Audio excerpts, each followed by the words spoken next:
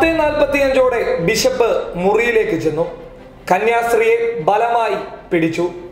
ഒടുവിൽ കട്ടിലിൽ കിടത്തിയിട്ട് രഹസ്യ ഭാഗങ്ങളിലേക്ക് സ്പർശിച്ചു.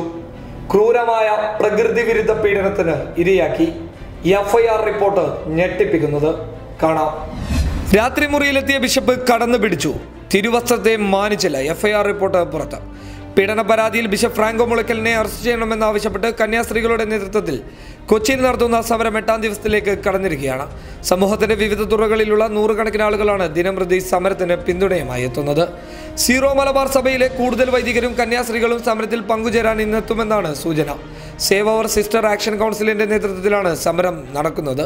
അതിനിടെ ലൈംഗികാരോപണ പരാതിയിൽ ബിഷപ്പിനെതിരെ FIR-ൽ പറഞ്ഞിരിക്കുന്നത് ലൈംഗിക പീഡനത്തിന്റെ ഞെട്ടിക്കുന്ന വിവരങ്ങളാണ്. 2014 മെയ് 5-ന് കുറുവിലങ്ങാട് മഠത്തിൽ വെച്ചായിരുന്നു ആദ്യം പീഡിപ്പിക്കപ്പെട്ടതെന്നും തുടർച്ചയായി 2 ദിവസങ്ങളിൽ പീഡനം തുടർന്നെന്നും FIR-ൽ രേഖപ്പെടുത്തിയിട്ടുണ്ടെന്ന് മംഗളം റിപ്പോർട്ട് ചെയ്യുന്നു.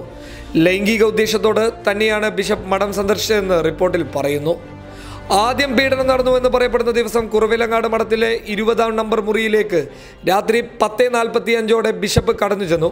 മുറിയിൽ കടന്നു ചെന്ന ഫ്രാങ്കോ കതകടിച്ച് കുറ്റിയിട്ട് കന്യാസ്ത്രീയെ ബലമായി കടന്നു പിടിച്ചതായി റിപ്പോർട്ടിൽ രേഖപ്പെടുത്തിയിട്ടുണ്ട്.